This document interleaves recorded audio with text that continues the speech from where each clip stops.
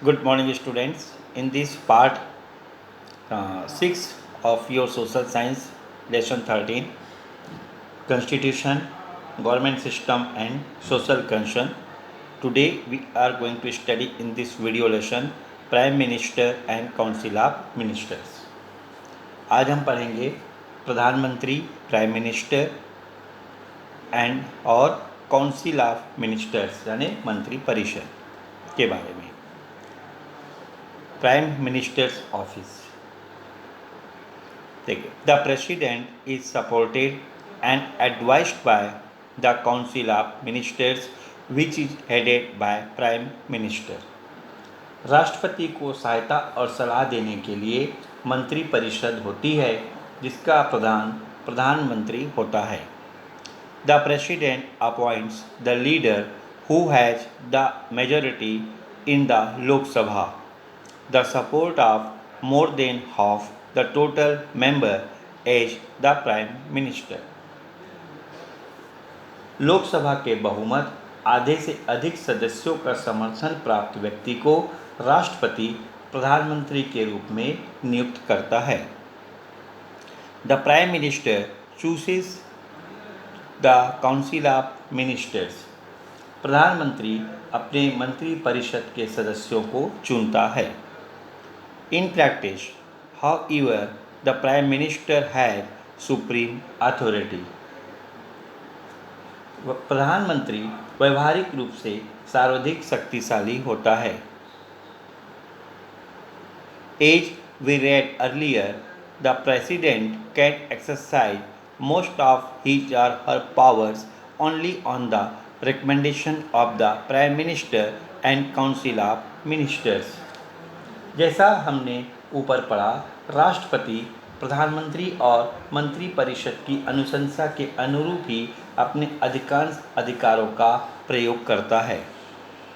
It is unconstitutional for the president to act without the advice of the council of ministers.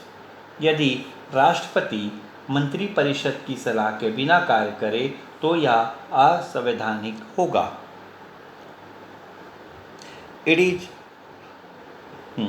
in a way,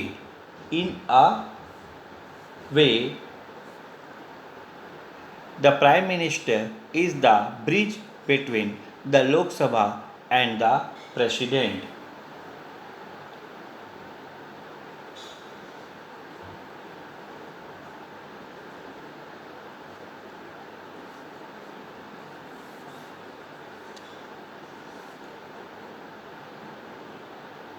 इस प्रकार प्रधानमंत्री राष्ट्रपति व संसद के बीच सेतु का काम करता है। ब्रिज यानी सेतु या पुल का काम करता है।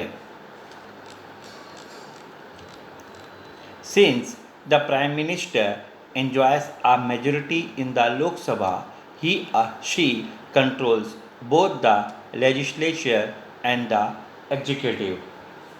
प्रधानमंत्री को लोकसभा में बहुमत प्राप्त होने के कारण विधायिका और कार्यपालिका दोनों पर नियंत्रण होता है। Even after the Lok Sabha is dissolve, the council of ministers continues to advise the president until the next government is form. अगली सरकार के गठन होने तक वह राष्ट्रपति को परामर्श देती है। देखिए क्या है बेटा कि लोकसभा विघटित हो जाने के बाद भी, डिजोल्यूशन हो जाने के बाद भी मंत्री परिषद समाप्त नहीं होती। अगली सरकार के गठन होने तक वह राष्ट्रपति को परामर्श देती रहती है। A majority in the Lok Sabha is needed to appoint a prime minister and form a government। प्रधानमंत्री की नियुक्ति व सरकार गठन के लिए लोकसभा में बहुमत प्राप्त होना चाहिए। A majority means having the support of more than half the total member of Lok Sabha। बहुमत का अर्थ है लोकसभा के कुल सदस्यों में से कम आधे से अधिक सदस्यों का समर्थन होना चाहिए। The current Lok Sabha has 543 members and it is mandatory to have the support of at least 272 members to become the Prime Minister। यदि वर्तमान लोकसभा में कुल 543 सांसद सीटें हैं तो उसमें बहुमत के लिए कम से कम 272 सांसदों का समर्थन अनिवार्य होगा। The Lok Sabha members belong to different political parties such as the Congress Party, Bharatiya Janata Party, Samajwadi Party, Bahujan Samaj party, communist party etcetera. Lok Sabha के सदस्य कई राजनीतिक दलों या पार्टियों में बटे होते हैं, जैसे Congress party, Bharatiya Janata party, Samajwadi party, Bahujan Samaj party, communist party आदि। Several parties are regional parties such as AIDMK, Trinamool Congress, Shiromani Akali Dal and Assam Gana Parishad। कई पार्टियां राज्य विशेष की भी होती है, जैसे AIDMK, Trinamool Congress, Shiromani Akali Dal, Assam Gana Parishad. Each party has its ideology and policies on the basis of which they contest elections। हर एक party की अपनी विचारधारा होती है और नीति संबंधित प्रस्ताव होते हैं जिनको आधार बनाकर वे चुनाव लड़ते हैं। Candidates from these parties enter the Lok Sabha after winning the election। चुनाव के बाद लोकसभा में विभिन्न पार्टियों के सदस्य चुनकर आते हैं। Candidates from these parties enter the Lok Sabha after winning the election, and if any single party wins 272 or more seats in the Lok Sabha, then its leader is appointed the Prime Minister। अगर इनमें से किसी एक party के 272 या अधिक सांसद हो तो उसके नेता को प्रधानमंत्री नियुक्त किया जाता है। However, if no party has a majority, then two or more parties can join hands to form a coalition to form a government। लेकिन यदि किसी दल के पास बहुमत न हो तो एक से अधिक दल गठबंधन कर सकते हैं और मिलकर सरकार बना सकते हैं। The President then appoints the leader of the coalition as the Prime Minister।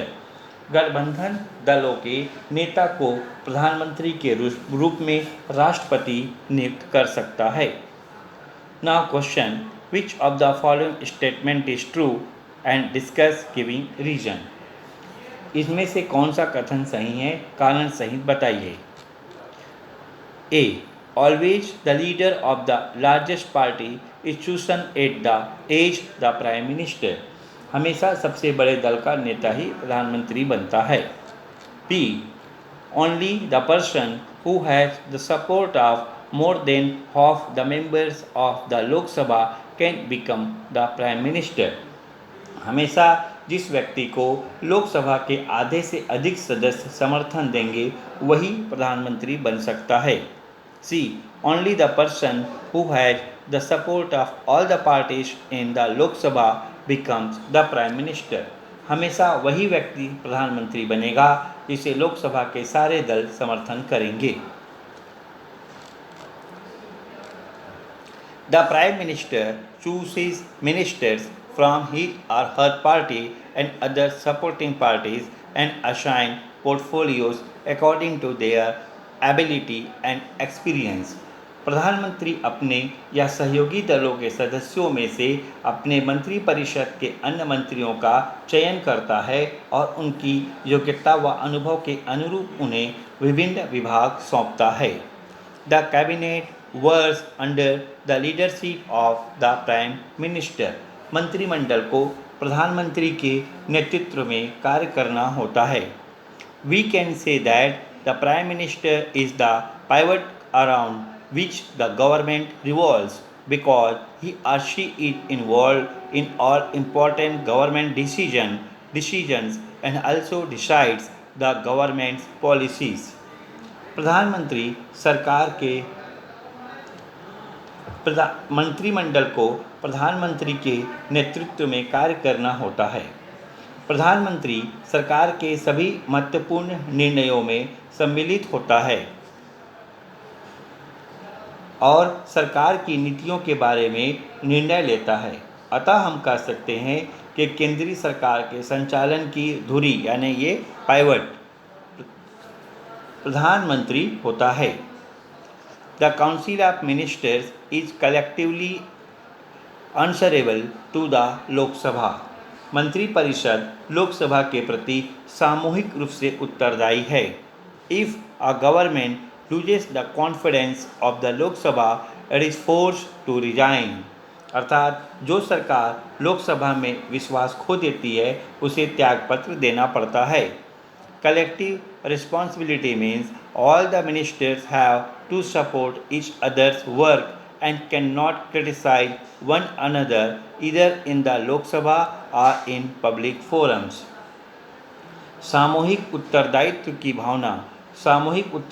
की भावना यह है कि सारे मंत्री एक दूसरे के काम का समर्थन करेंगे और संसद में या सार्वजनिक रूप में एक दूसरे की आलोचना नहीं करेंगे। So they work in cooperation with each other and with the Prime Minister. यह माना जाता है कि सारे मंत्री एक दूसरे तथा प्रधानमंत्री की सहमति से कार्य करते हैं। If the Lok Sabha expresses no confidence in any one minister, then the entire Council of Ministers has to resign. यदि किसी एक मंत्री के विरुद्ध लोकसभा अविश्वास व्यक्त करे तो मंत्रिपरिषद को इस्तीफा देना पड़ता है। Cabinet members are political leaders who become ministers for a limited period of time. मंत्रिमंडल के सदस्य तो राजनेता होते हैं और वे बहुत सीमित समय के लिए मंत्री होते हैं। Their main task is to make policy decisions and work as a link between the people and government department. इनका मुख्य काम नीतिगत निर्णय लेना और विभागों और लोगों के बीच कड़ी के रूप में काम करना होता है। The cabinet is called the political executive, while the large body of government servants, police, etc. is called the administrative executive.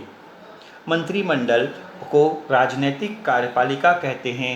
इसके अलावा सरकारी नौकरों, पुलिस आदि का एक बड़ा ढांचा होता है जिसे प्रशासनिक कार्यपालिका कहते हैं। Administrative executive, they are long term employees who are well versed in their work and support the government in carrying out its executive responsibilities. ये लंबे समय के लिए नियुक्त होते हैं और संबंधित विभाग के कामकाज में निपुण होते हैं। इनकी मदद से सरकार अपनी कार्यपालिक जिम्मेदारियां निभाती है।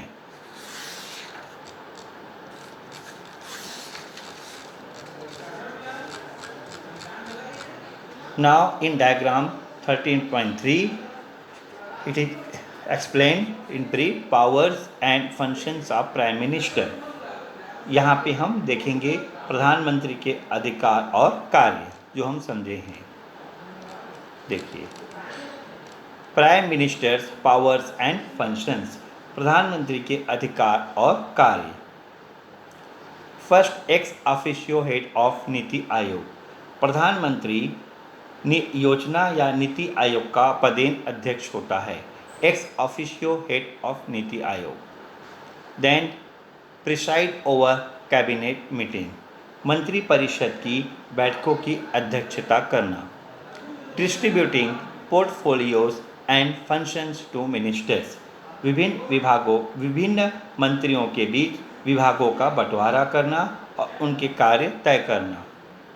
Selecting ministers for council of ministers, मंत्रिपरिषद के अन्य मंत्रियों का चयन करना।